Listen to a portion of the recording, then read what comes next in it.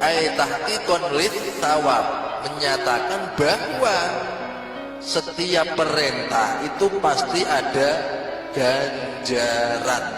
Tahqiqon lis thawab bi khilafil munafiqina, kelawan nulayani wong-wong munafik, alladzina yaiku wong akeh la yarjuna kang ora padha ngarep-ngarep sapa alladzina hu ing ganjaran.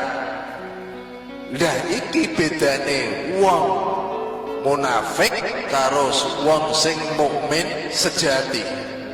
Nek mukmin sejati yakin setiap syariat, setiap aturan, setiap perintah Gusti Allah, setiap menjauhi larangan Gusti Allah pasti ada ganjaran.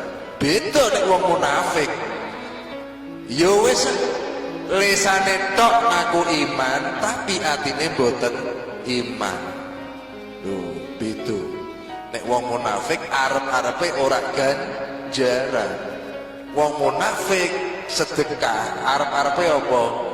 Ben entuk sesuatu kebaikan di dunia. Yo mbah ben diceluk dermawan, mbah ben diceluk sugih, mbah ben dipek mantu, mbah ben diapiki kancane.